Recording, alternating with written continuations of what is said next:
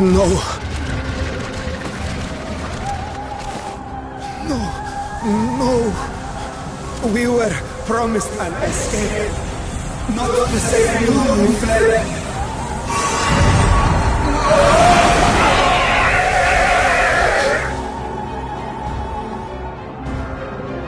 I shall not meet my final days here in this blasted waste.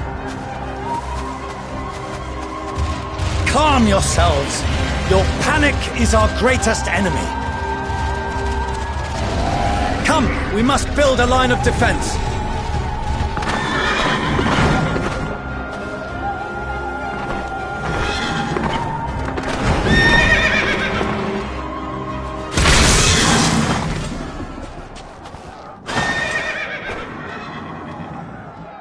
How? Leave the fighting to us, Father. You must lead the people to safety.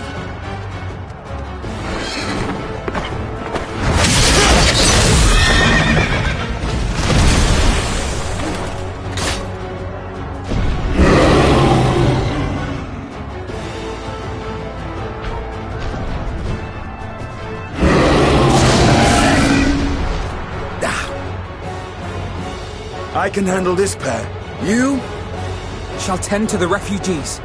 Let us be about it.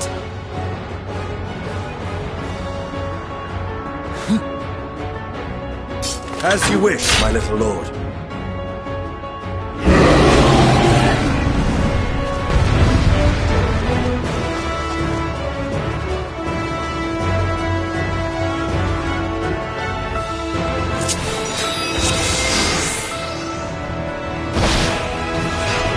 I'll command the beast's attention. See to the wounded! Help is at hand.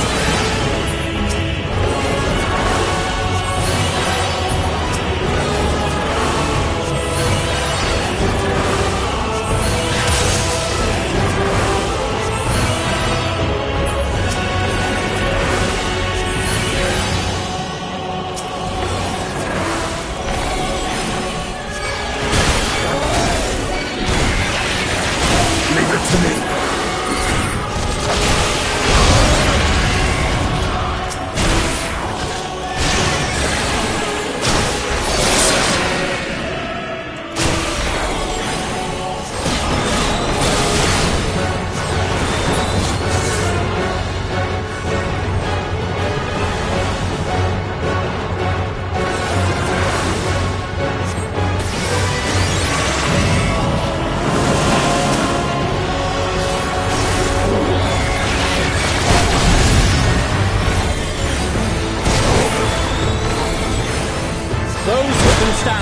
Come with me!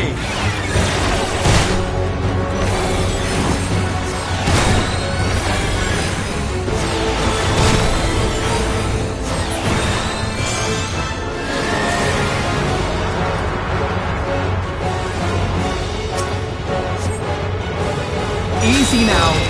Deep breaths.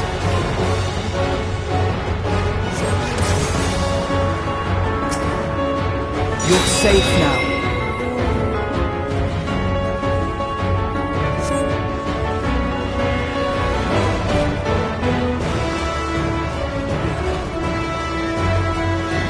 Worry not for the refugees, but for yourself, boy.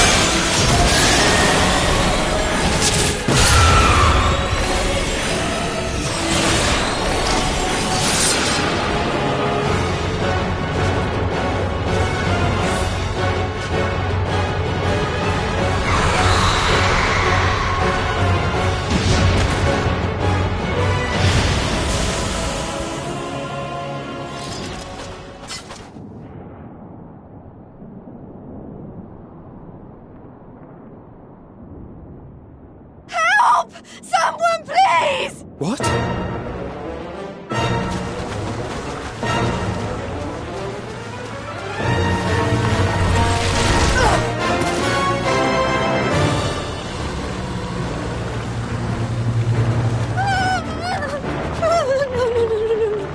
Don't. I don't want to die.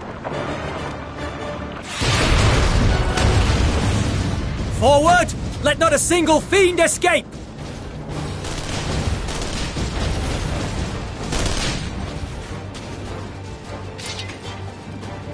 Wait, that's... Euless and the army. So, you've recovered then? In time enough to be of aid, for once.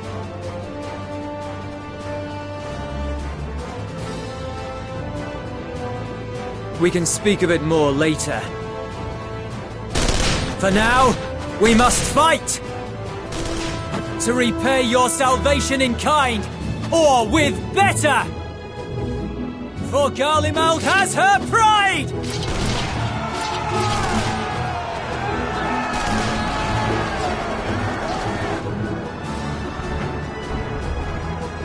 Of that I've no doubt.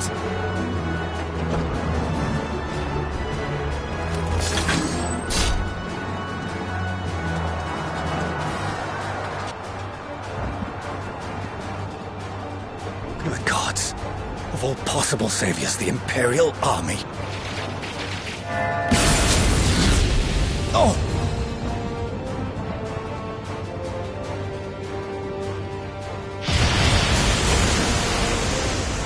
I had hoped to take all of them down at once. Think a withdrawal might be in order? Oh, sod that! You know who would never abandon these people to their fate. To be devoured by their former friends. That'd be beyond cruel. These beasts must fall here and now. Well then, I'd say it's high time we threw caution to the winds. So long as you spare me the heroic sacrifices.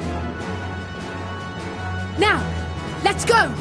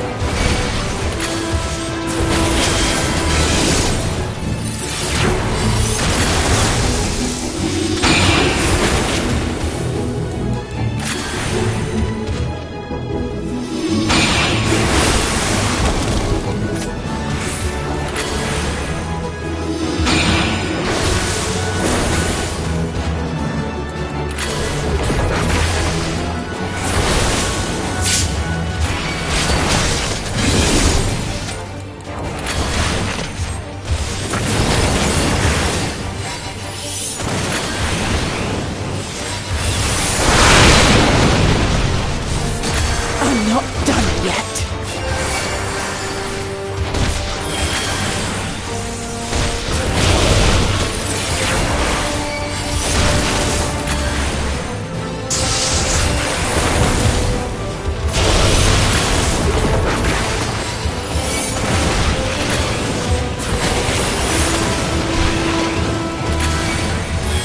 Nothing to worry about.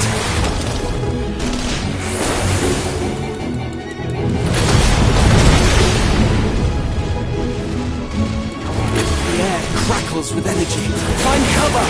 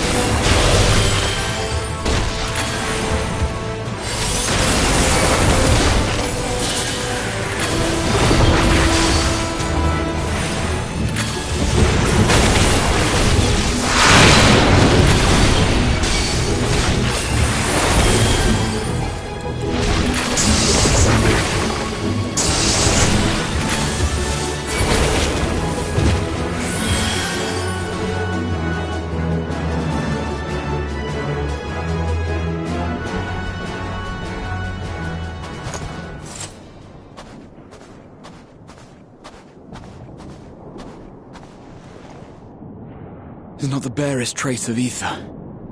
Maybe there really is no way to bring them back.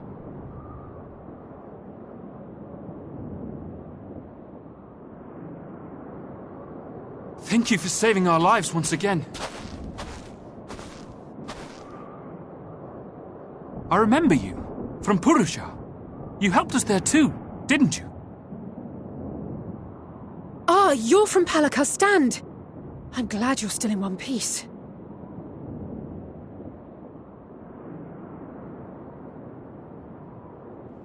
Or you will be, once I see to that injury of yours.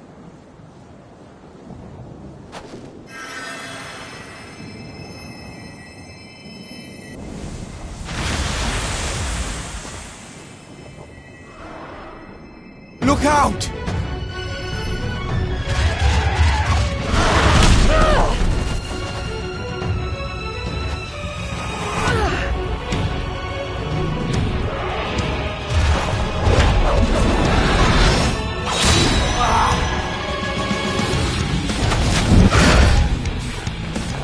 Get out of here! Quickly!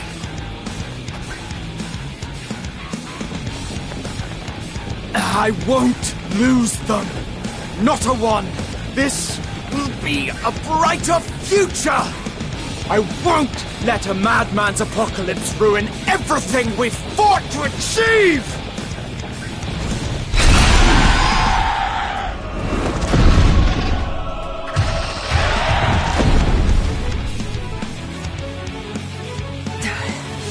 Get it together, Alize. You're embarrassing yourself. And in front of Father, no less. You might never measure up to our champion.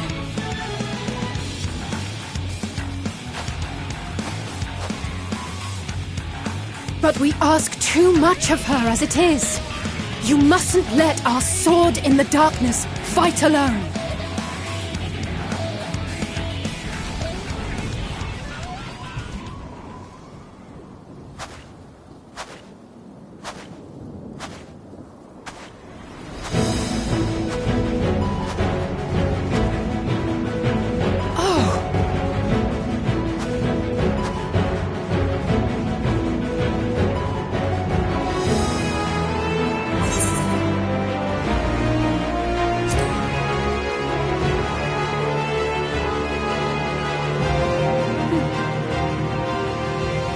I can look after myself, you know.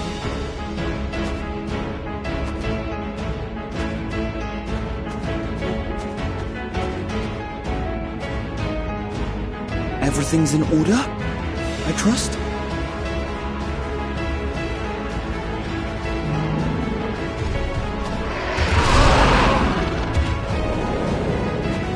I've had enough of this rabble! Come on!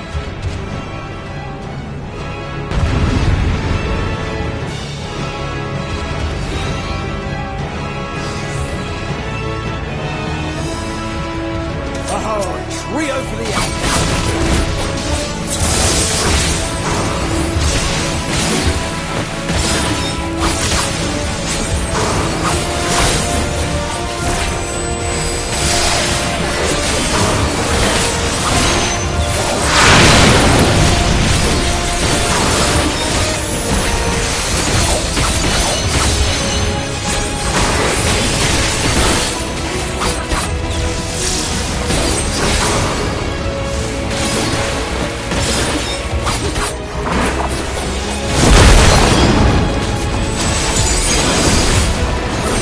Just the beginning.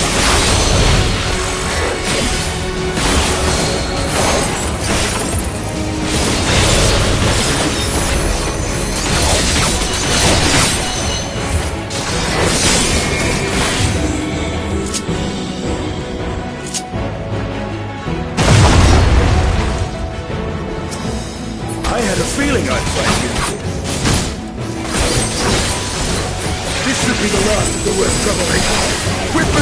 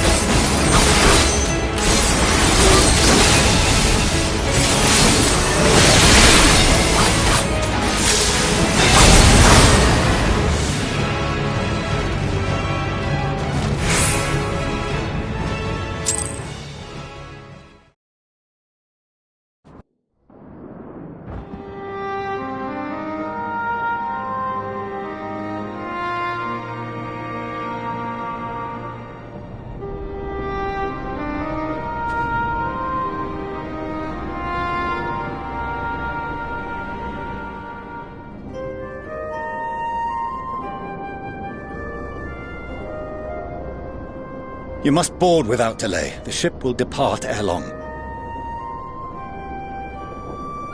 Your offer to host us in Sharlayan is most appreciated. But will the final days not soon fall upon it as well?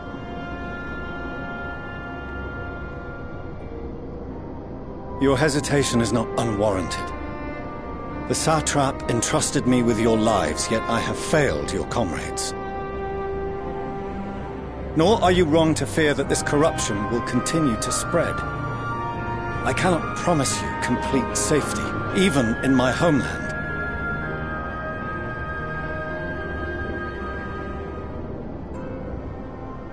What I can promise is that I will do all in my power to protect you.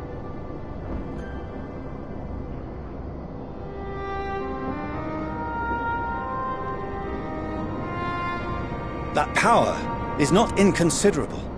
Even now, my countrymen are preparing the vessel that will deliver us to a sanctuary on the moon. Join us on our journey there, and beyond, to new horizons. Come to old Sharlayan. Please.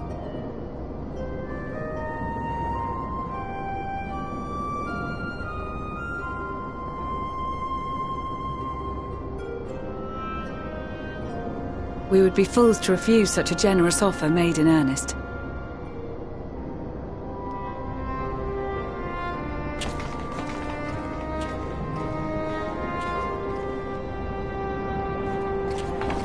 It seems they've a new destination. The people of Radzat-Han have known too much suffering. The march to Garlemald will only bring them more, short though it may be. I quite agree. Fortunately, they have you to look after them. Yes. Well.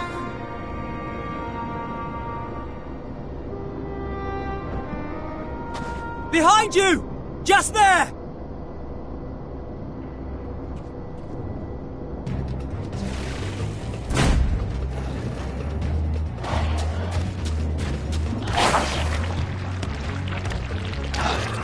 More of them.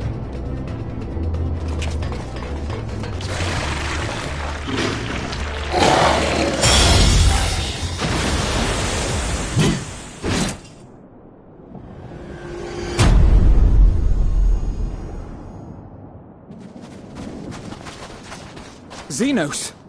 Here!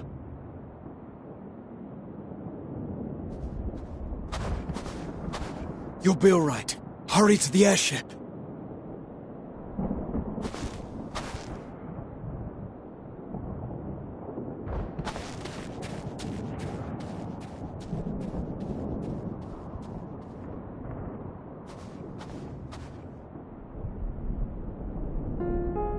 Why have you come? A heretofore unseen beast. 'Twas ripe for the slaying. Poor sport, alas. Unfit to temper my blade. Oh, for the love of... You cannot still be on about a rematch. That is, and has ever been, my sole concern.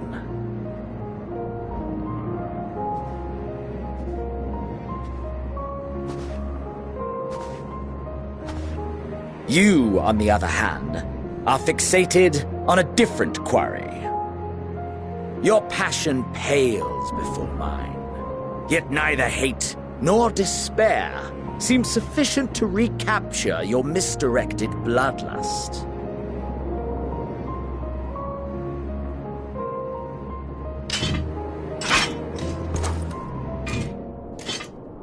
So, I hone my blade, and I wait.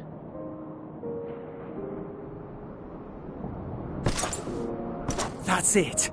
That's all you care about.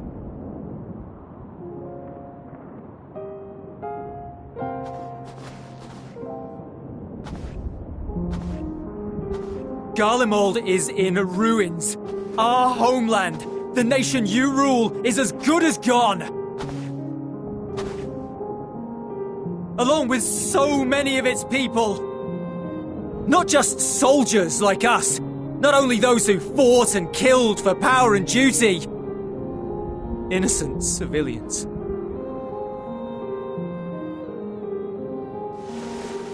Murdered by their own flesh and blood. Lost and confused as they breathed their last. While we who survived with our lives and minds intact were left to freeze to death. The Eorzeans tell me all this was your doing! You slaughtered your countrymen! You did! For what? For nothing, in the end. So much wasted effort. You bastard! For your own sake, Eulus, you must control your anger.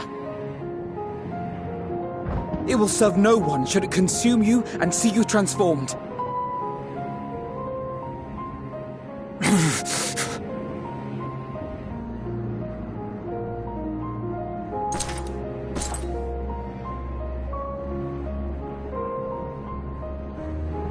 Would you be happier had I a good reason? What? If my motives met with your approval, would you no longer resent the outcome? If so, then perhaps a beast's skin would suit you better. Duty, honor, morality. All constructs of convenience when put to proof.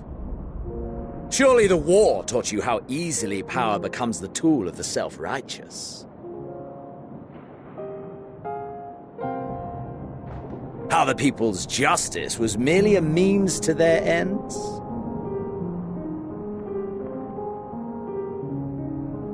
Yet you would ask me why. Ask any creature of this star and those above for answers, and they will tell you what suits their fancy. And they would be right to do so. What meaning there is to be found in the petty vicissitudes of your existence must be gleaned by you, and you alone.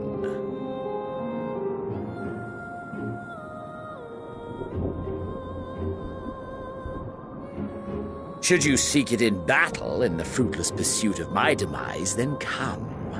Assume your rightful place as a notch on my blade.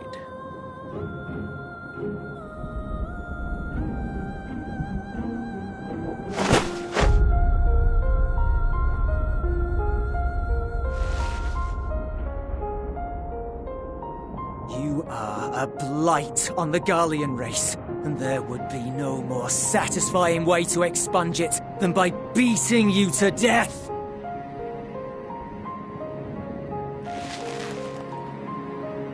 But I will not be party to another tragedy. I refuse to lose anyone else because of you. So go. Go! And may we never suffer your madness again!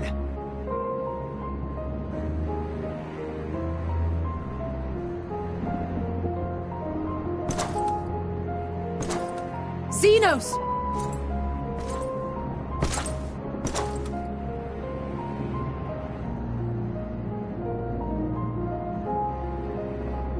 Perhaps you found meaning in living this way.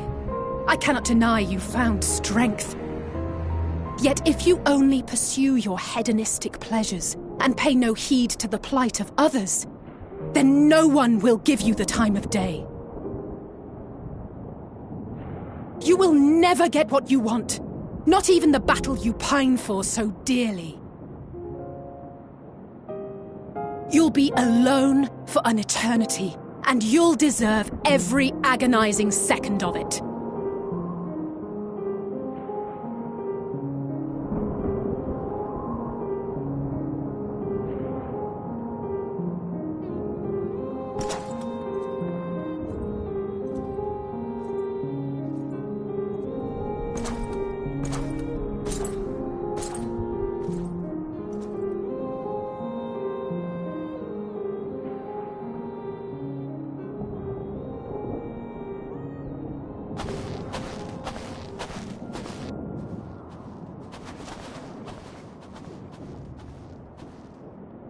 we're ready to depart.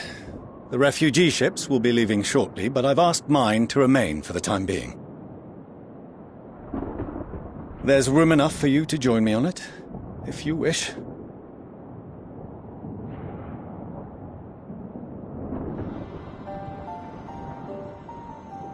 Do contain your surprise. I needn't agree with the Scion's methods or intentions to acknowledge that their deeds are deserving of gratitude. We appreciate the offer. But might I ask why you are delaying your departure? I presume it is not solely for our benefit. I must visit Garlemald ere we return to Sharlayan. Having caused such an uproar, 'tis only meet that I explain myself to the Ilzabard contingent.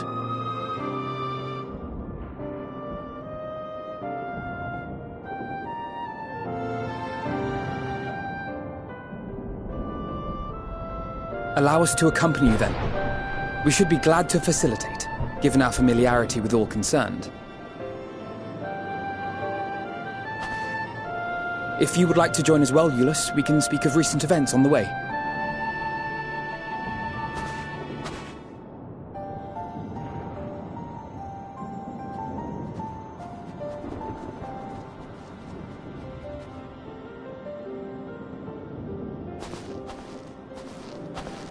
He'll be after your seat on the forum next.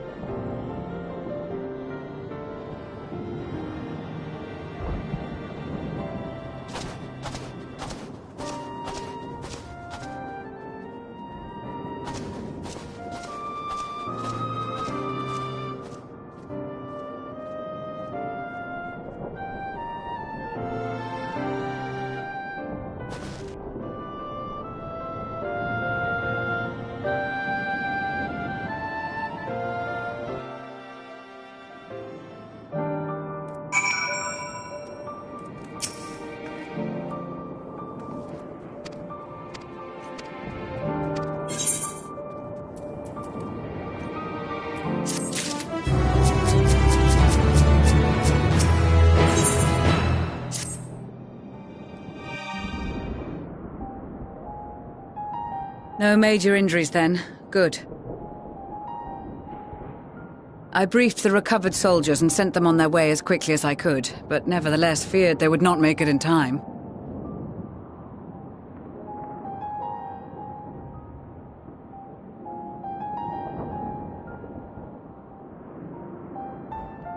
The additional support was invaluable.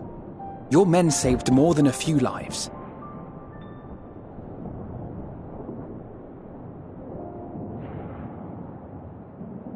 Though not all, I regret to say.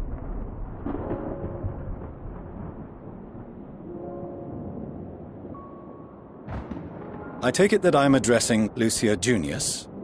I'm the Forum's envoy, Fortuneau Leveilleur.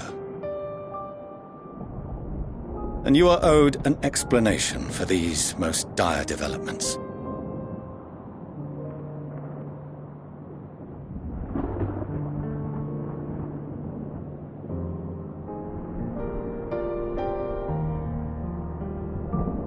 Another trial wrought by the final days. I was beginning to suspect as much. You doubtless feel some consternation having been forced to abandon your original plan. But trust me when I say you were right to send the refugees elsewhere. Beasts have been sighted within the capital. Perhaps it was a stroke of grim fortune that the population was decimated beforehand, as they've yet to appear in any great number, but in time. In any case, Maxima leads the remainder of the contingent in an effort to cull the creatures and evacuate the populace as we speak. Once the airships have taken to the skies, I pray your men can be persuaded to join him. You'll permit us to retain our weapons? I wouldn't have sent you after the Scions were I expecting you to stab them in the back. And I, for one, would not consider past transgressions more relevant than future contributions. Regardless of the circumstances that saw us at odds before, we need men of courage now, more than ever.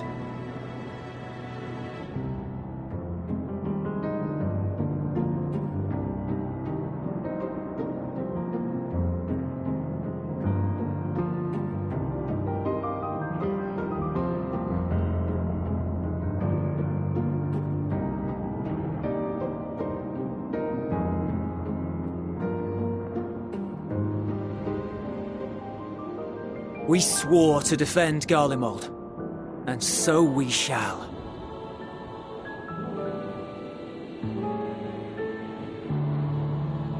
It seems you have everything under control. You will excuse me then, for mine own duties await.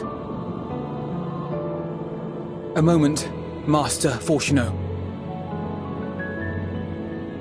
You did desire to express your appreciation for services rendered, did you not? I did. Though if you intend to again ask that Sharlayan alter its course, you will find my gratitude insufficient. 'Tis nothing so onerous. I wish to hear the details of this grand endeavor of yours.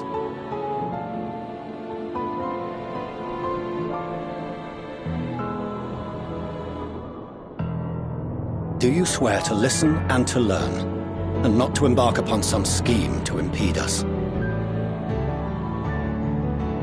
I swear.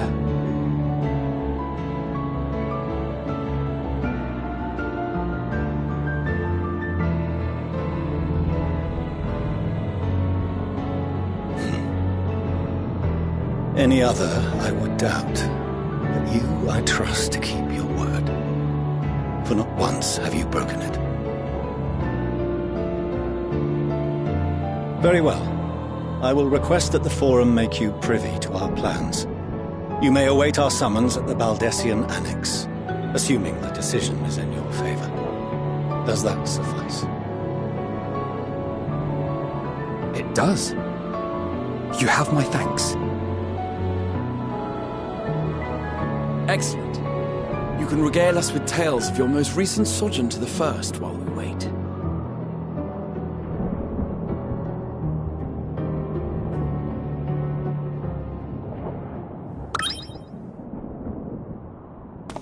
Did you hear something just now?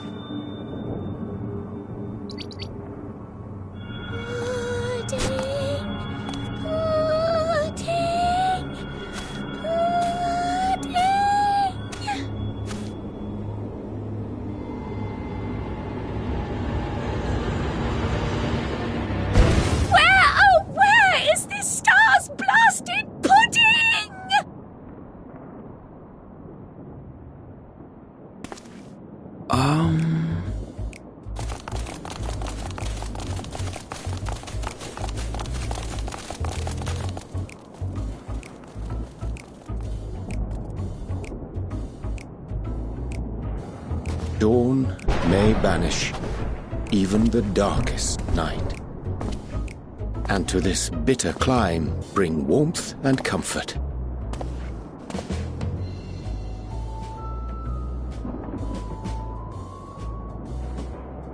'Tis heartening to see such an assembly upon my return. I thought often of you whilst I looked down upon our star's brilliance from the moon above. Yes, but what are you doing here? And dressed like that? Aren't you cold? Verily, I fear for my health should I proceed to expound upon our purpose ere I procure more suitable garments. Then allow me to summarize. We're here because none of you lot are up there. Nor has anyone deigned to send word about any changes in the plans. It's rude, is what it is. At least that's what I thought at first, but then Then folks got to wondering if you weren't in a spot of bother, so we decided to take matters into our own hands. Come down here and help, if our help be needed. So she says, but it's also something of a convenient excuse to visit Aetherius. Urianger made it sound absolutely marvelous. More so before the impending doom, but still. And it's not like there will ever be a better time. What with the aforementioned doom? Marvellous, they say, yet not an ounce of pudding to be found. I must suffer Urianger's inferior works no more. Hey! Maybe consider the plight of present company before you go blathering on about pudding and doom? Ahem. As I was saying, should you require any assistance with whatever, we are at your disposal. We were born from Hydaelyn's love for the lives of this star, so naturally we would much prefer to see them continue. Twiddling our thumbs up on the moon is hardly conducive to that, though, is it? Aye, not when you've all got such precious thoughts and feelings and hopes for the future deserving of more active preservation. Speaking to Urianger made us realize that while we've carried out our duties to the letter, we've failed to fulfill them in spirit. From there, it was just a hop, skip, and a jump towards resolving to do better. So please, show us how. Help us help you.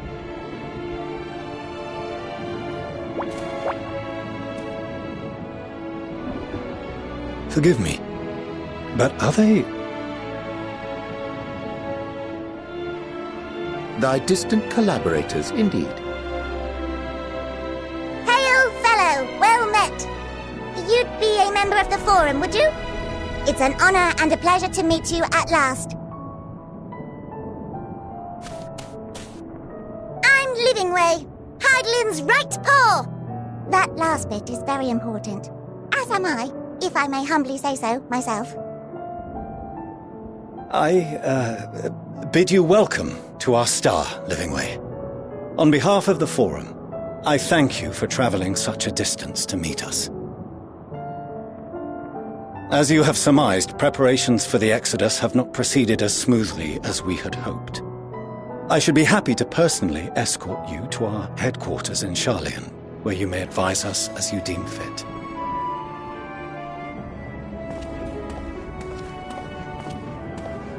'Twas with reluctance that I set aside the great work of readying the moon for habitation.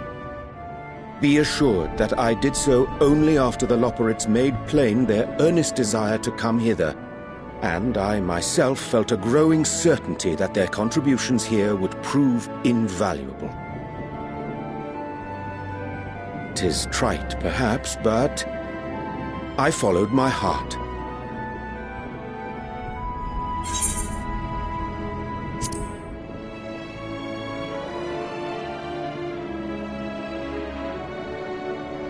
For a time, at least. Nevertheless, 'twas worth the journey to find present company well. Wilt thou attend us at the Forum and lend thine own wisdom?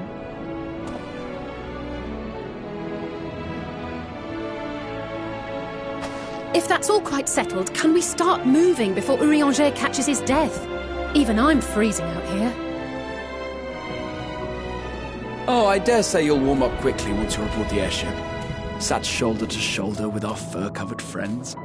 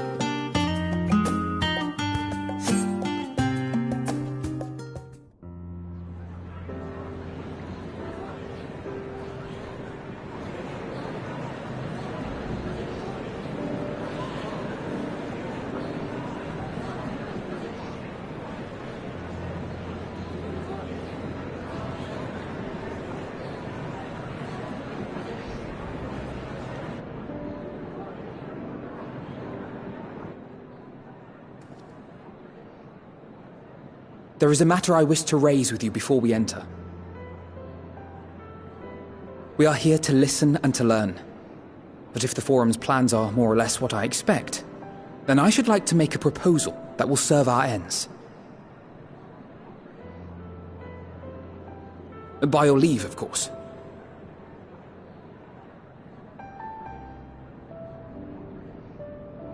I don't see why not. Your words and wits have gotten us this far. Agreed. I will present our queries so that you may consider the most advantageous way to advance your proposal without distraction. Thank you, everyone. If I may have your attention, the ad hoc session will now commence. The purpose of today's assembly is to brief the Scions of the Seventh Dawn at their request on the Great Exodus.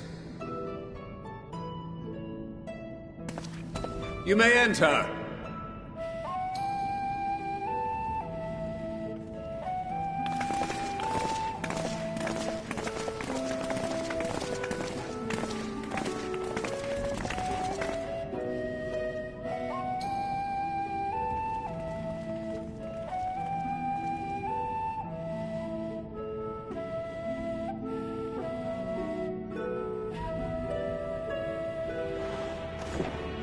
On behalf of the Forum, I commend your heroic actions on the Magna Glacies. We shall not soon forget your service to us and the people of Radzat-Han. The Satrap, whom we have informed of the refugees' new arrangements, sings your praises as well. As an expression of our gratitude, we will endeavor to answer your questions as fully and openly as we are able. Then let us begin. First, it is the Forum's objective to ferry the life and knowledge of this star to the moon. Am I correct? You are. It is for this purpose that Sharlayan has labored these many long years. We have collected biological samples and scientific records from across the star. When the time comes, they will be moved from their places in Labyrinthos and Numenon and conveyed to safety. Once that critical task has been accomplished, we will begin transporting the Sharlayan citizenry, which has been categorized into groups. The earliest arrivals are to ensure hospitable environs for those who come after. Following our people, we will send those of other nations in turn, beginning with our allies. Radzat Han was foremost among these, but since the final days have already come to Thavnair, we saw fit to include the refugees with earlier groupings. An ambitious plan. You have accounted for the safety of all nations and tribes, then? As many as we can. And how, pray tell, do you decide who to leave behind? To journey beyond the sky is an unprecedented and immeasurably difficult endeavor. Introducing sources of inevitable conflict would condemn all to certain death.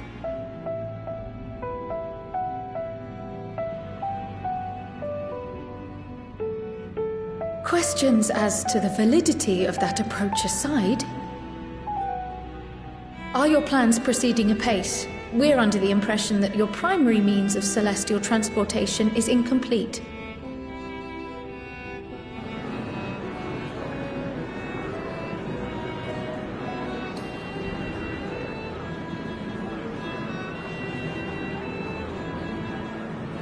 If only in that it does not meet our optimal parameters, that is correct. This Ark, as some have taken to calling it, is fully operational and could be launched even today. However, the final days have progressed more quickly than we anticipated. At present, the ship is incapable of attaining speeds sufficient to meet our evacuation targets. Should we put the vessel into service, as it is now, we will be unable to travel to the moon and back quickly enough to complete the necessary number of trips. Precious lives and knowledge will be lost. Seven hells. Is there anything to be done? The ether burner, the primary means of propulsion once the craft is in the space between stars, is undergoing testing to determine whether it can be made more efficient. Though cargo is being loaded for the initial phase of the Exodus, we are prepared to continue our experimentation up to the day before launch, should it prove necessary.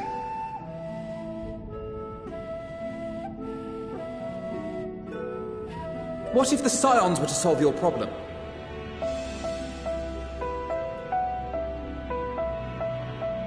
We shall help devise a means to improve the ether burner's efficiency, on 2 conditions.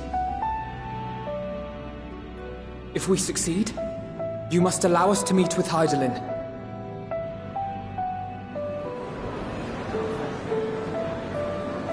"'Twas simple enough to deduce. You have a Concord, and so you would never have abandoned the anti-tower had you no other means of communication. One far more convenient, I suspect.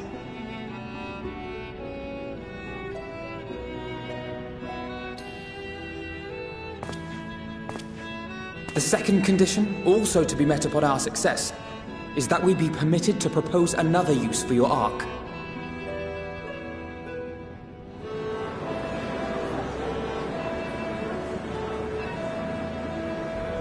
We would be at liberty to refuse this proposal. Of course.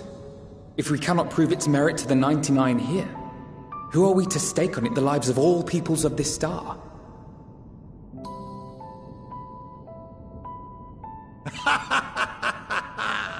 Delightful as always, Master Alfino.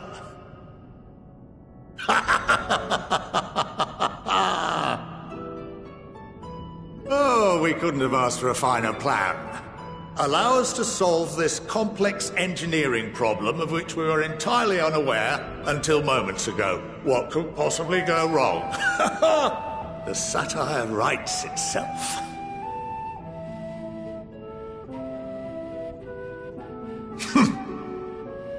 Yet, what field has not benefited from a change in perspective? When we are at wit's end, What we need is not the same dry theories recited ad nauseam, but fresh inspiration.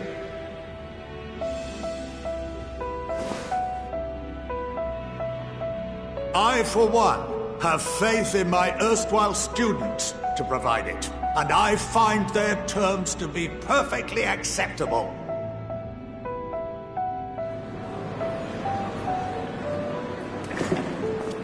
Order! Order! We have no time to waste on debate. I call a vote. All in favor of agreeing to the Scion's terms?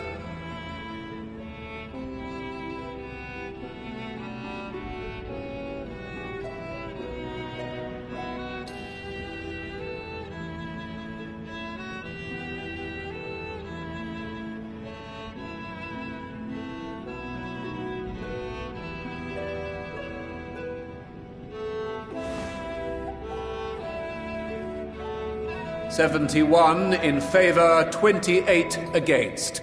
The ayes have it. Fortuneau, as the architect of this project, you are the best candidate to show them its current state. And bear in mind that regardless of your personal misgivings, this is the will of the Forum.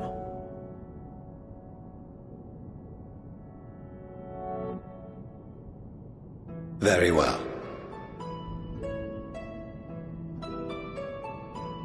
I call this session to a close. Return to your tasks with urgency. The final days wait for none.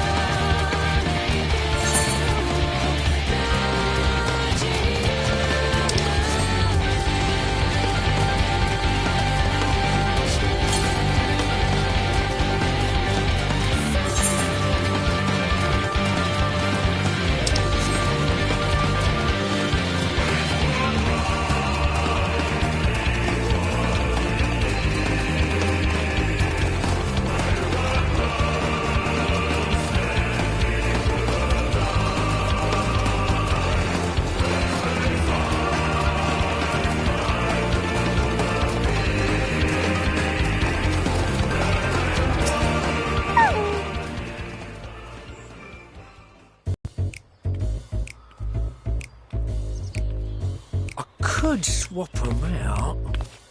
No, been there, done that. Damn near lost my eyebrows. Think, Coco, think! We'd be well on our way to paradise. Visionaries patting themselves on the backs for their grand accomplishments if you'd only think! Yes, that does sound rather lovely. Yeah! I mean, Master Force, you know, what a pleasant surprise. We're not blasting off already, are we? The schedule remains unchanged, for better or worse. Which is why the Forum has elected to accept assistance in resolving the ether burner conundrum.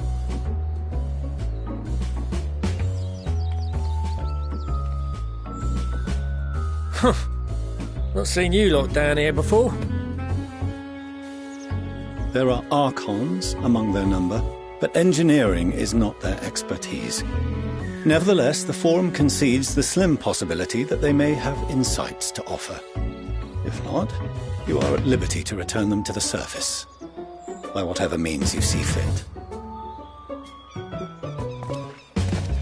I assure you that won't be necessary. Now, about your troubles with the ether burner.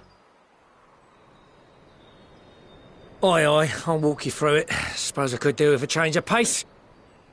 As the name ought to tell you, the ether burner burns ether, ambient or otherwise, and transforms it into motive force. Think of it like a giant bomb that never stops exploding.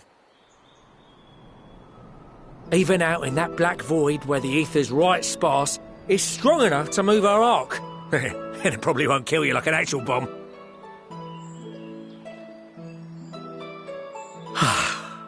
But it ain't perfect.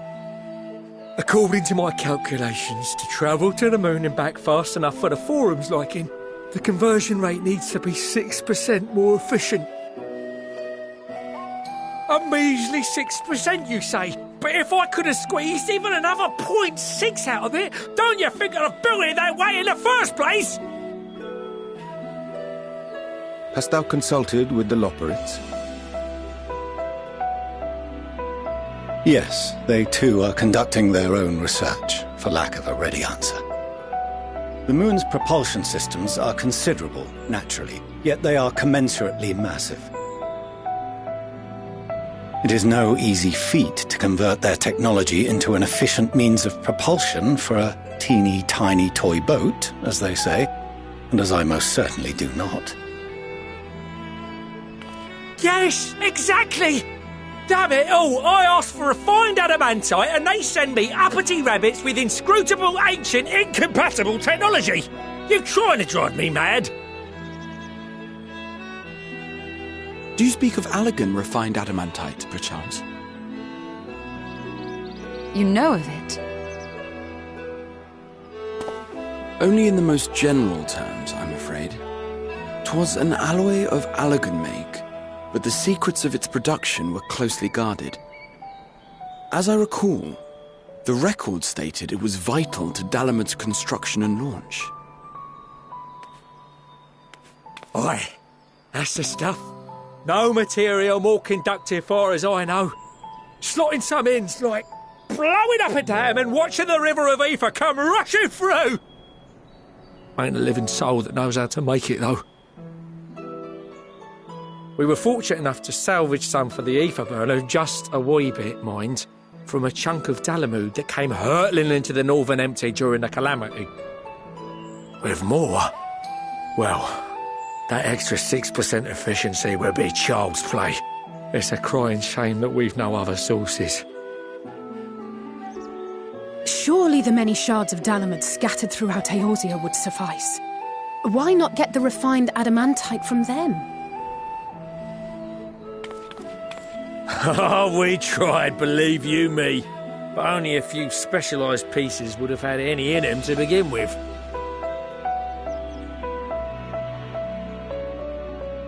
Drive cores from Ragnarok-class internment hulks. Those are the prize bits we really need. According to the Gleaners, getting to them means delving deep into the shards, and the defences are still very operational and very eager to blow them up.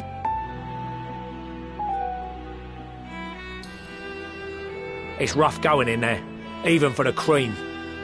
Not sure they'd make it out alive. Weren't we near that part of the Ragnarok when we went to destroy Bahamut?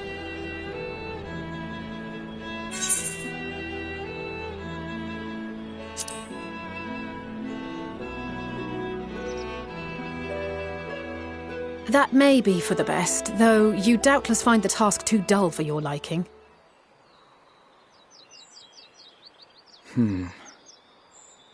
There are multiple internment hulks in Eorzea alone, so handling this ourselves may not be the most efficient option. Rather, if we could salvage adamantite from the shards simultaneously... Thancred, is the link shell we established before you went to Garlemald still active?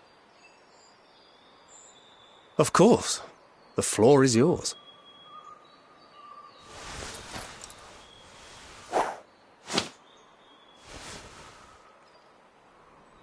What's all this? Gathering firewood, so to speak. We alone can accomplish little, but joined by others, we may yet build a bonfire to carry us heavenward.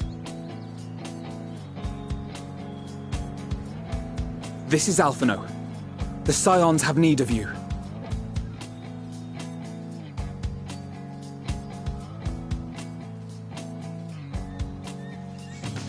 Understood. I will contact the Lord Commander and dispatch our finest at once.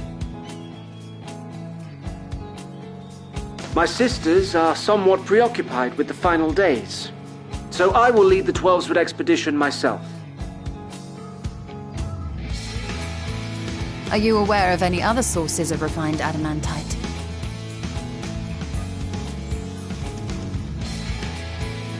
Logically, such an invaluable alloy would have been utilized solely where absolutely necessary, in components intended to conduct or collect surpassing amounts of ether. Any extant instrumentation or devices would have likely found their way into the hands of etherologists or enthusiasts.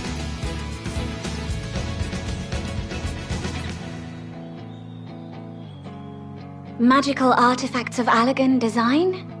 The Eastern Alliance will send word to one and all. Are there other ways we may offer aid? No shards of the Lesser Moon scar our soil, but our stake in this cause is no less for it. Is there anything in Othard that might be of use to you? What did you say? Oh, you got friends in far places, lad. Anyway, if you're offering, I wouldn't say no to one of those Far Eastern sacred relics. Some of them can hold enough ether to summon a whole damn primal. Find a source like that with the ether burner, and free, 2, 1, kaboom! I gather you heard his explosive enthusiasm. Might you secure us a suitable relic? It shall be done. I know little of machines, but I promise we will do our utmost to gather the materials you need to finish your starship. I am glad for the work, in truth. Better to busy oneself than wait and fret over disasters foretold.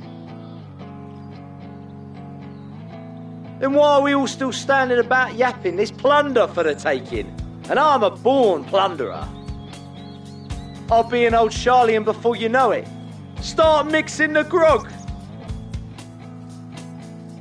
I'm certain that can be arranged. Thank you all, and do be careful. Just like that. Aye, just like that. Our refined adamantite is on its way. Now let us consider our next steps, shall we? There's yet much to be done.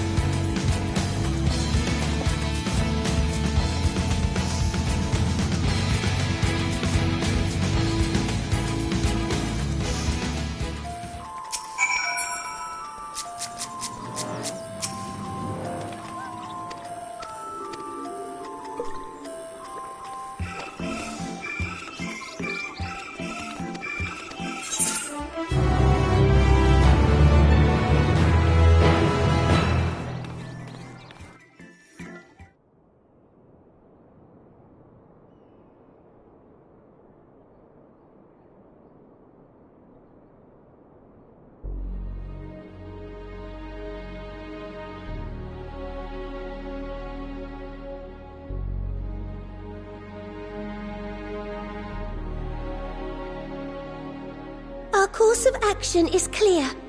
We must harvest refined adamantite from the shards of Dalamud and procure arcane relics of Allagan make. Summon the best and brightest of our immortal flames and form an expeditionary party at once. Call upon the Sultan Sworn and Brass Blades for support as you must. Papashan, send word to the guilds. We will require the expertise of master artisans if we are to have any hope of identifying and recovering these elusive materials. Thiergeist, we have need of your stone torches. They are to assist the immortal flames in scouring the ruins and to help secure the surrounding areas. I trust I can count on your support. As commander of the Stone Torches, my son Zimberg will personally see it done.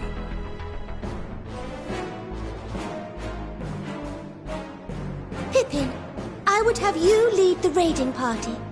Assemble your finest, and with Tizona's blade clear the way.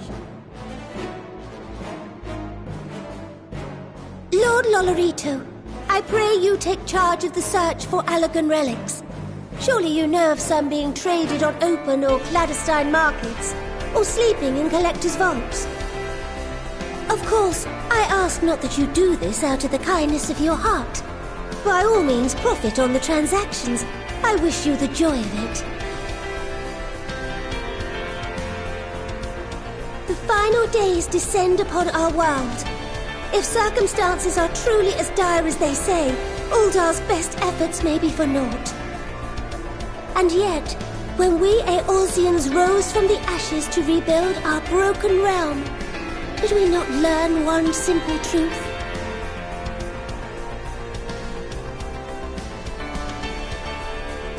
That which seems all but impossible to overcome alone may yet be possible if we stand together. It was the Scions who united us then, and it is the Scions who call upon us now. Uldar will answer that call. We will summon our courage and join the fight for our world's future. You know your duties. I I, Nanamo Ulnamo, 17th in the line of Ul, bid you good luck and Godspeed.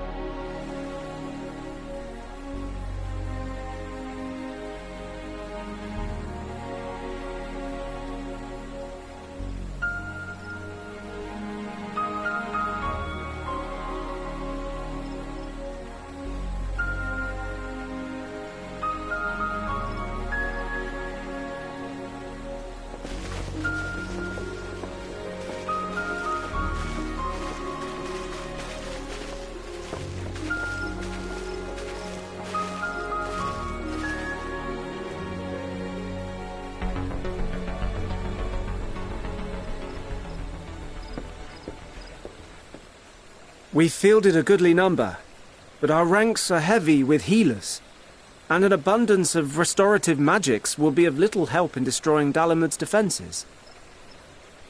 Still, it has ever been thus with Gridania. We must steel ourselves for a protracted engagement.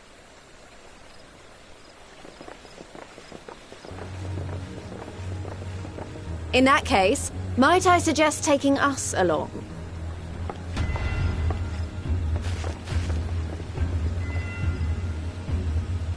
Commander Hext, what are you doing here? None of the shards in Girabania are big enough to hold an internment hulk. So we said to ourselves, why not lend our neighbours a hand? We thought you might be short on people with a talent for breaking things. While it pains me to admit it, you are right. Our deficiency's so plain to see. It might have been a lifetime ago, but I was once one of the scions assigned to the Shroud. I know this forest well. I know your people. And I know we will be stronger if we fight this fight together.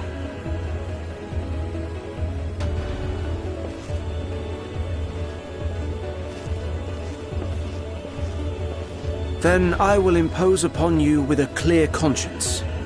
Come. Let us speak of how to integrate our forces.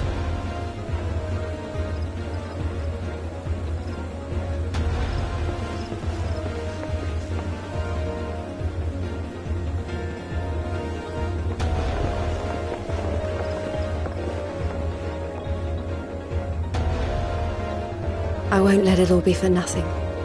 I promise you, Papalimo.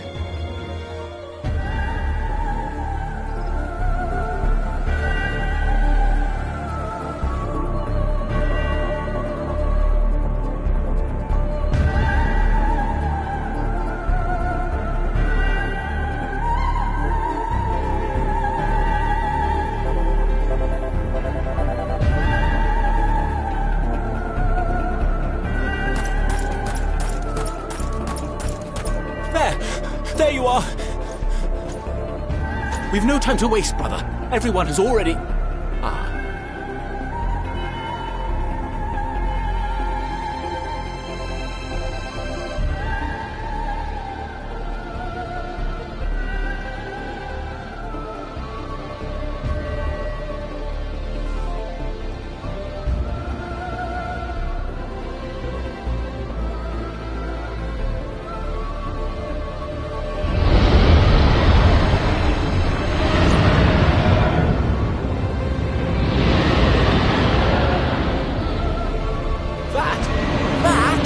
A roar! A dragon's roar!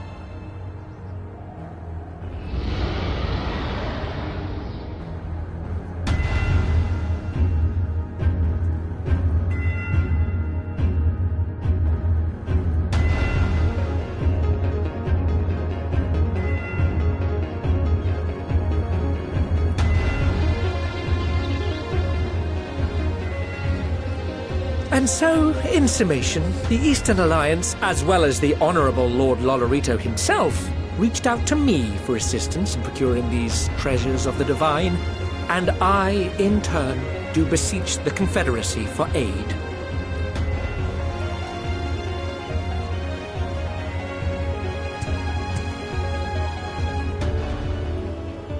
Hmm? Is that... Hancock? What a surprise this is. And a fortuitous one at that. I have a favor to ask, you see.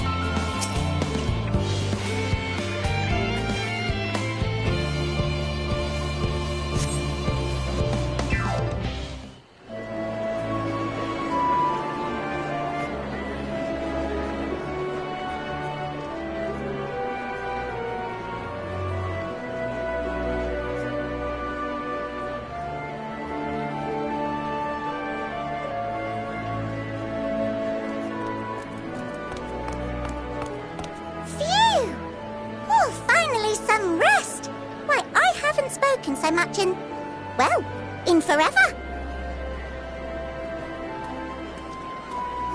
Lively, isn't it? The town is abuzz. Everyone eager to meet with our friends from the moon.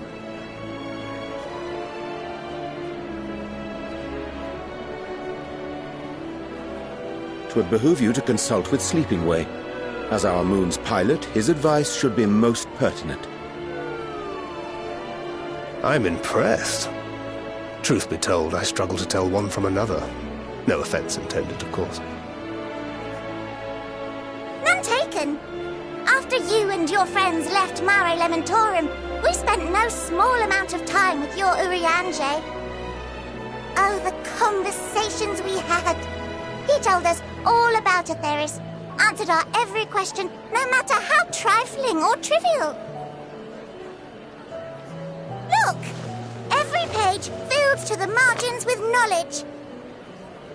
When I first arrived, I was struck by how little I knew. It was daunting. But then I realized that, were it not for Urianger and his teachings, we'd still be stuck on the moon, gazing at your world and wondering what we've been missing.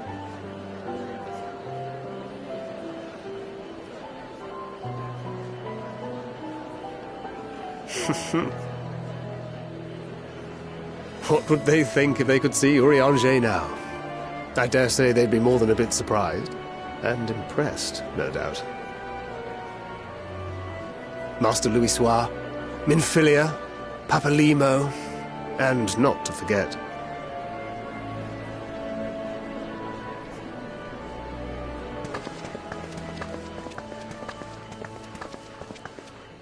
Oh there! Heard there was a visiting expert who we might bother with a few questions. I take it you'd be the one.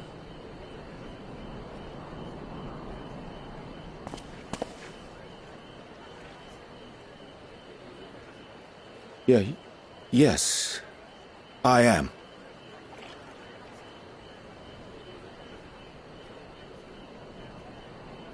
Wilson and Blovida, Sharlayan's foremost researchers in the field of teleportation magic, and Moonbreeder's parents.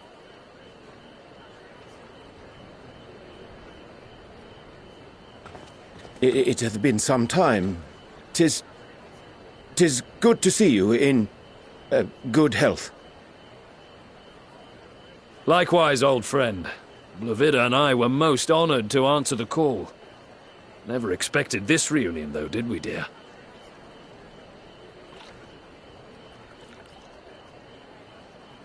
Alfei, the nerve.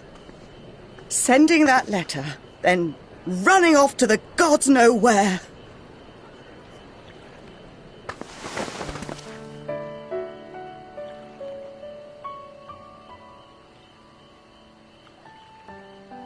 Do you have any idea how worried we were?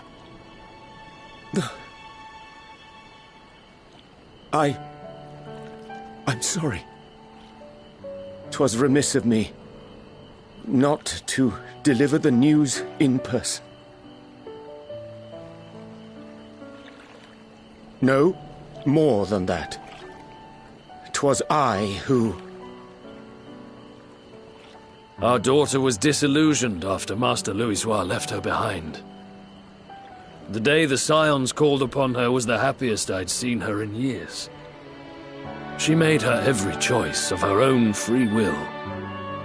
No one could have ever forced her to do otherwise. Don't blame yourself for her death. Celebrate her life. You know that's what she'd want. If there is one thing we resent you for, it was that we could not be there to mourn her with you. Reading the words you penned in that shaky hand, we must have cried as much for you as we did for her.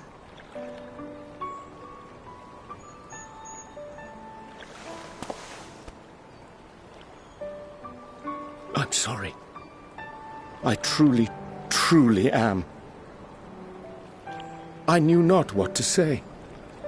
Knew not how to express my feelings.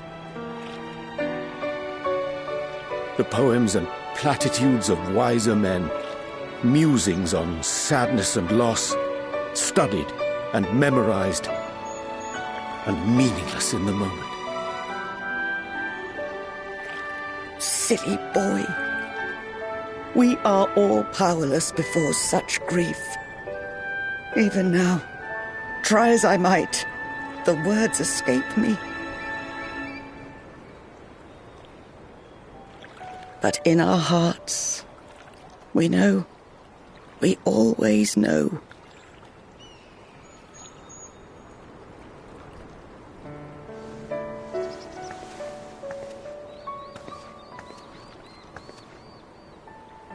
I remember when you were young, how the lads teased you for choosing the company of books over others.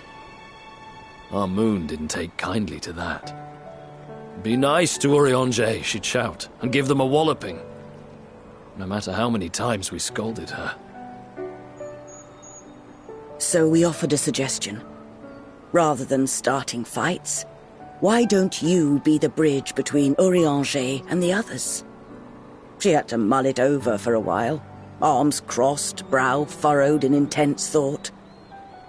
But from that day on, she never let you be alone.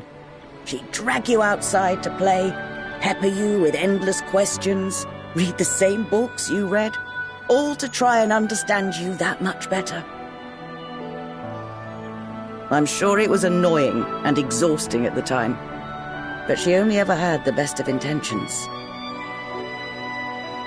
And look at you now, at the center of the crowd. The reason there even is a crowd, having brought these people together. You've no idea how proud we are. To see the boy, our daughter, trusted and believed in more than anyone, grow into the man she always knew he could be. I can see her in you too. Feel her. She walks with you wheresoever you go. So thank you, Urianger, for being who you are.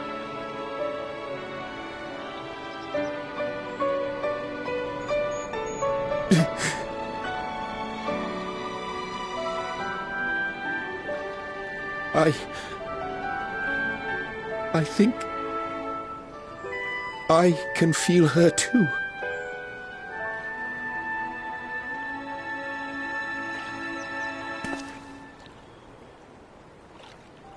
The truth of her life. Not sorrow, but hope and love.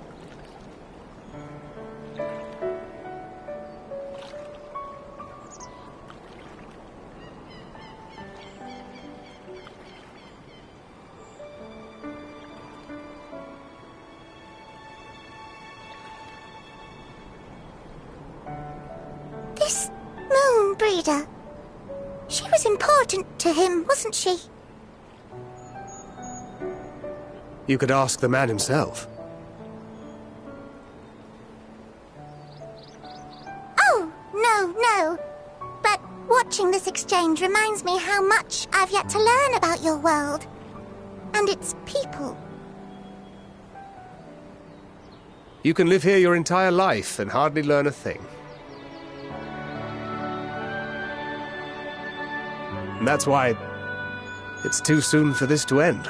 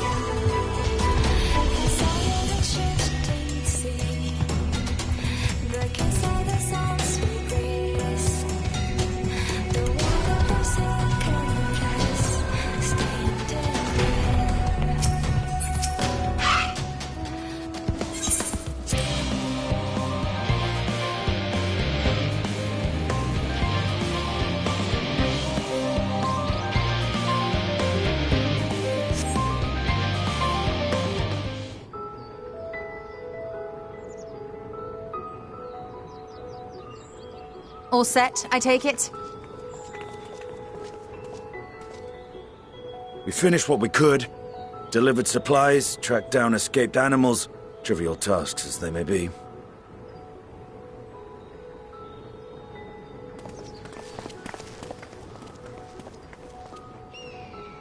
That's enough, don't you think? If there was anything more important still undone, that would be a problem in itself.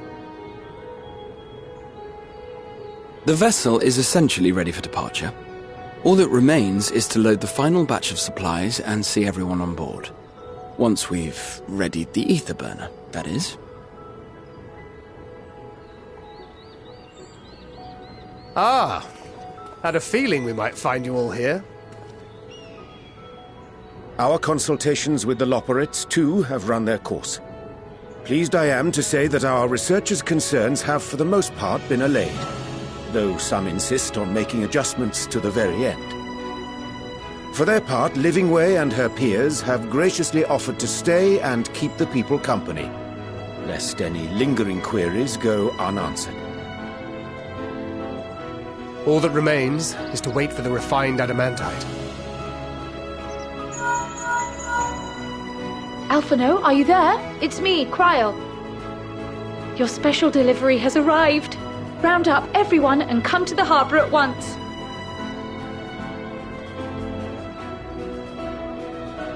Speak of the devil. Let us go at once.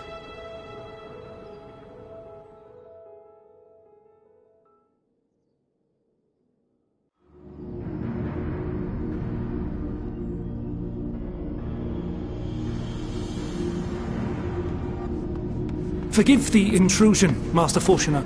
I bring urgent news. A great commotion has broken out in Scholar's Harbour. Your presence is requested, with all speed.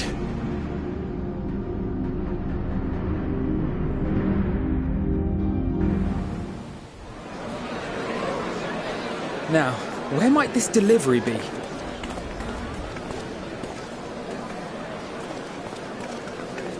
Oh.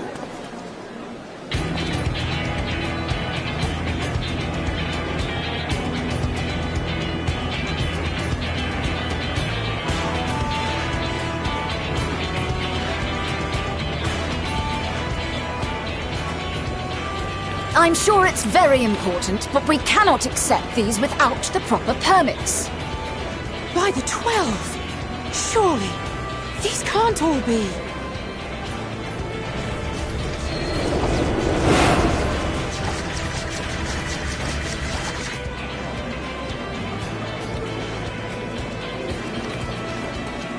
Bleeding hellfire! They're bringing them by sea and by air. All these folks in these crates.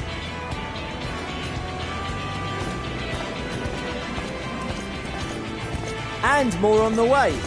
Got your adamantite right here. A bigger haul than any of these sorry bastards brought, and that's no lie.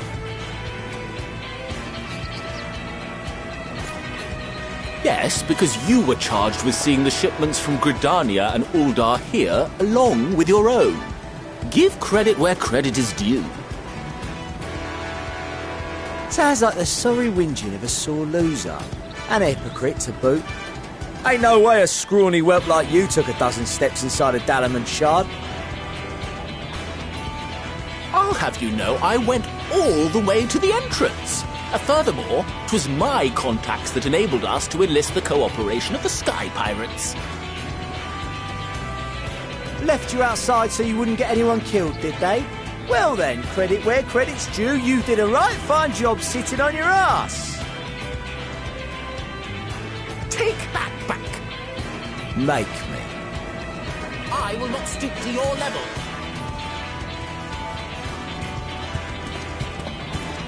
My, what a grand welcome party.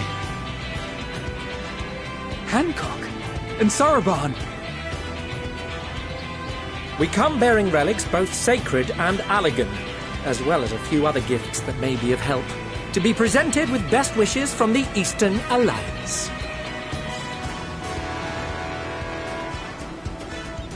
Our friends in Bosnia, for instance, have sent along a few artifacts for the brave allies of the Resistance.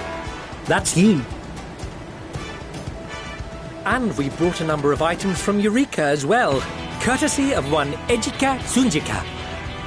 He says a little advance warning would have been appreciated, by the by. I myself have come with a sacred relic of Rayson Temple. 'Twas passing fortunate that Senri's dango craving brought us to Kugane. We arrived precisely as Hancock was making his arrangements. Upon learning of your need, we made haste back to Hell's Lid, with our dango, never fear, and consulted with the other auspices. All consented to the lending of Tenzin's legendary Phoenix Blade for this noble cause. Suzaku and Seiryu were nevertheless worried that it might be lost in transit, however, and insisted upon accompanying me to Onokoro, where I had intended to entrust it to our Confederate allies. I thought instead to give it over to Hancock when we chanced to cross paths yet again. But alas, Seiryu remained ill at ease, and ordered me see the blade into your hands personally, or die trying. We did, of course, need quite the impressive vessel to get it all here in time. Fortunately, our majestic associates have been more than helpful. 'Tis an honor to join the Warrior of Light on another adventure, they tell me.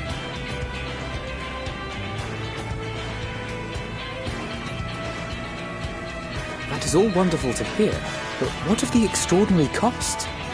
I shudder to think of the ransom we must pay for such a bounty. Fret not for your coin purse, young Alphino. Lord Lolorito looks ever towards the profits of the future, and thus the East Aldenard Trading Company went to some lengths to reduce the financial liability. And since the Scions funded the entire venture, not a gill need be rendered up in compensation. Everything is already yours. We funded the venture? When? Don't let the name fool you. This coin keeper knows a thing or two about spending.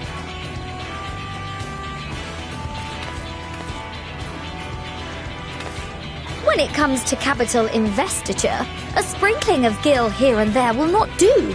You need enough savings to make waves when it really counts, which is why frugality is paramount. We also had the benefit of a generous patron. Generous being rather an understatement.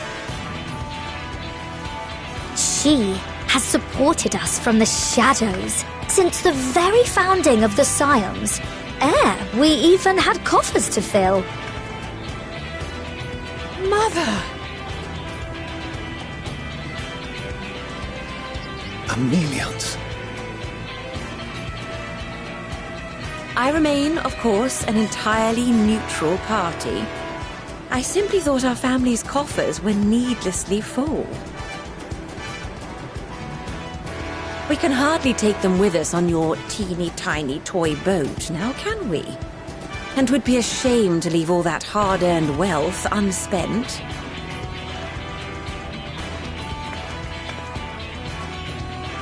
Waste not.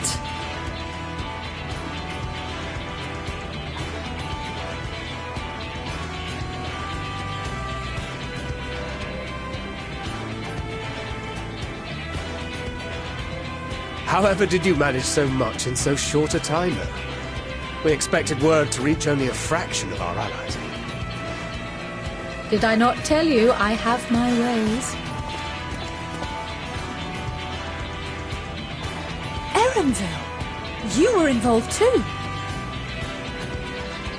I received a letter from Cryo after we parted ways in Labyrinthos. She explained what the Scions were trying to accomplish, and why you might soon require the services of the Gleaners, spread across the world as we are. I pray you do not interpret this as a betrayal of Charlie. I accept that the Forum's aim in pushing us to our limits was to preserve what knowledge we have. and I bear you no ill will for it. Yet, in collecting that knowledge, what I came to appreciate most about our star is that there remains so much we do not know. That is why I chose to help the Scions, to combat the obliteration of those countless, undiscovered wonders. I held no illusions that they would be less demanding taskmasters. Though, rest assured, if I had, I would have been sorely disappointed.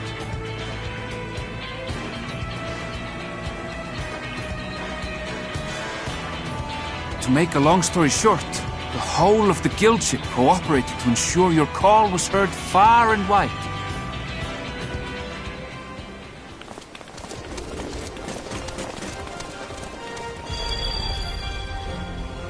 What's this about a ship that can fly to the moon? And why didn't you mention it sooner? The one time you don't beg my aid, your problem's a bloody ship that can fly to the moon! See it! You brought the team! Of course! Garland Ironworks' finest. You need only point us towards my new favorite ship. Oh, I nearly forgot. We stopped by Whirlit before coming here and picked up a package from Gaius. He's still of the mind that actions make for better penance than words, contrite or otherwise, so we offer none of the latter.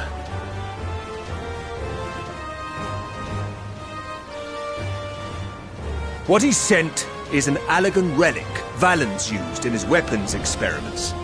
Has a fair bit of refined adamantite in it, too.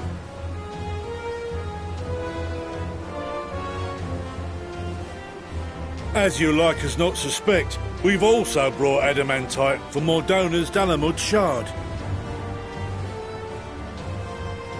I admit to some consternation upon first receiving Kryl's message. So few Scions remain at the Rising Stones now. Far too few for such an expedition. However, the Gleaners were able to secure us reinforcements. Idleshire's treasure hunters, not least among them. I know. How the Gobbyflock fought. Slowfix's gratitude for the safe return of his daughter has not waned, and he gathered his kin to our side with an astounding quickness. The clash between their machina and the Allagan defences was a sight to behold. I wager even you would have been impressed by the magnitude of the Gobby boons.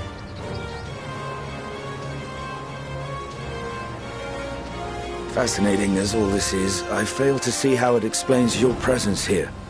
Does Razat Han not have more pressing concerns?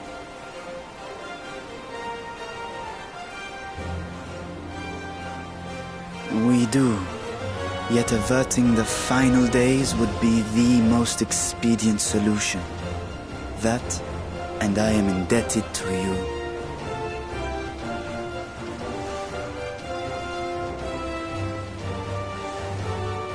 Though they chose to take their leave of Thavnair, those you saved in Galimund remain my people. My gratitude is beyond words. 'Tis appropriate that I aid you in kind. If in the doing we bring salvation to others of this star, so much the better. You will recall that I spoke of my father, Midgard Summer, and his journey across the great expanse. As he traveled betwixt the stars, his resplendent scales drank of the ether in those nigh empty surrounds, and imparted to him the strength to persevere. Thinking they might further your cause, I called out to my kin for consent. Ashdaya's answer was silence, as ever. Tiamat and Chrisvelgre, however, responded favorably to the suggestion. My sire, too, stirred from his slumber long enough to speak and say, "Very well." Thus have I brought you his own worm scales. Fit them to your purpose, and seek a worthier fate for us all.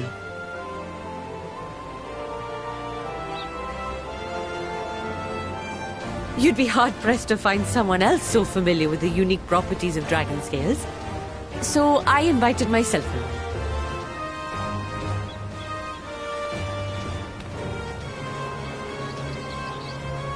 Look at me, this is so unbelievable. I've gone right back round to believing it again. Forget a 6% gain in efficiency. With all these goodies, we could get 7, no, 10, no, 14 bleeding percent. Think of how far we could go. What we could do with that much power. What we could blow up. If Kokol is duly convinced, then it must be true. In which case, the Scion's end of the bargain has been fulfilled. Would you not agree?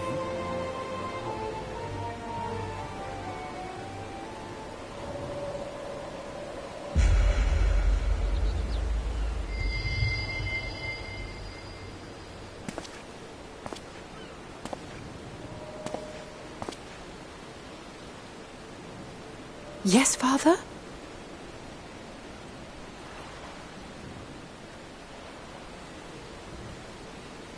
I know not what you seek of Hydaelyn, nor for what purpose you would take command of our ship. Yet this much is certain. To do so will be to dictate the fate of this star and the lives upon it. The lives of each and every creature, in their magnitude and their fragility. Do you understand? And are you prepared? We have seen and we have felt how much each life shapes this world. And so we are determined to abandon none. We understand what is at stake, and we are prepared to bear this burden.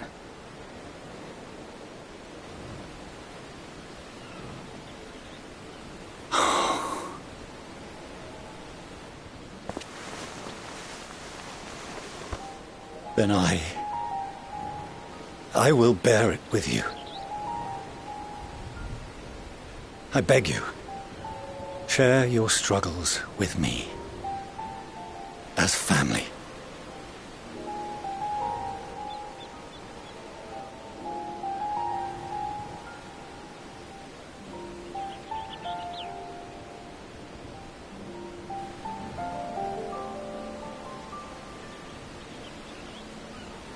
You grasped my fingers with such tiny hands the day you were born.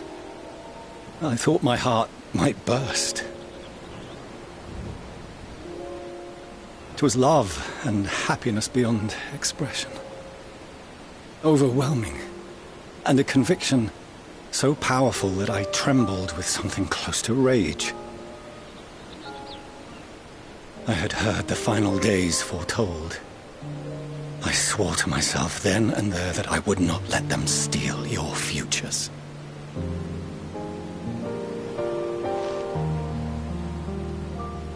The great exodus would succeed, must succeed.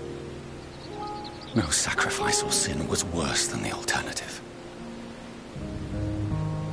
If anything gave me pause, 'twas mine own father. The Archon Louisoix openly decried Charlian's policies, a perspective which I regarded with increasing disdain as I grew older. Yet even as part of me thought him a fool, perhaps I also hoped that he, of all people, would devise a brilliant means to save my children. A naive hope, but stubborn enough that I could never bring myself to keep you apart.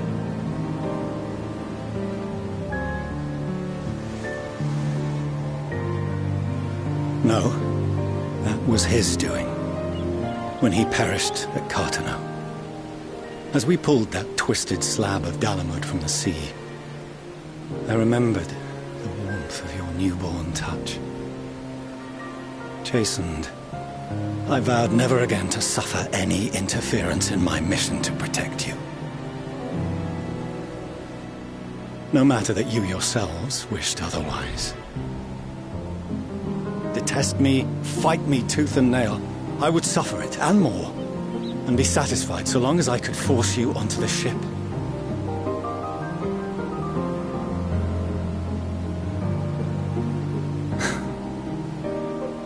I was wrong. You two have grown so much stronger and so much wiser than I dared dream. You have earned the right to walk your own path, and already begun to do so. Good. Because there are things we care about, and people we love, and none of them is replaceable. Not a one. It cannot have been an easy journey for you to have come so far. We shall be glad to acquaint you with the finer details someday, once this danger has passed. All that we have seen and heard, that we have felt and learned in our travels. Ours is not a kind world, but it is beautiful. Always. Oh no. Are you quite sure that's wise? After all, someone turns pale and flees the room when he sees so much as an envelope containing word of your adventures. Whatever will happen if he learns what you were really up to? Amelians.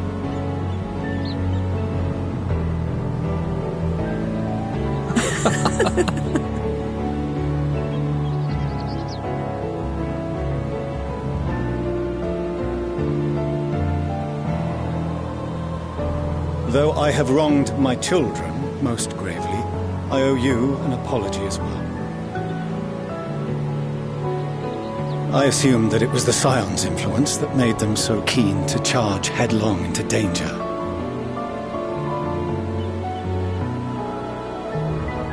Yours, in particular. I see now that said influence instead brought them together with the many fine people gathered here today. In which case, I hope you continue to guide them.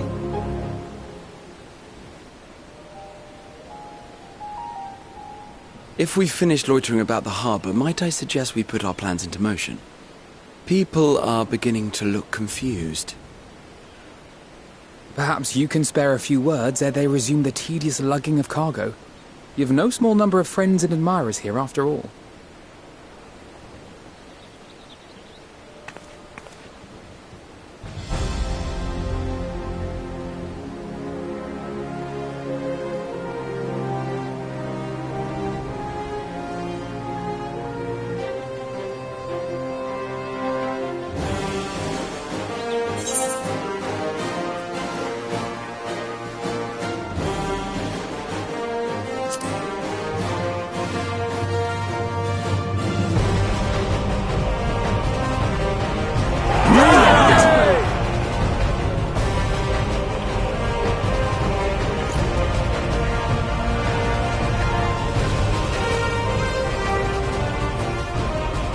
Your assistance is appreciated.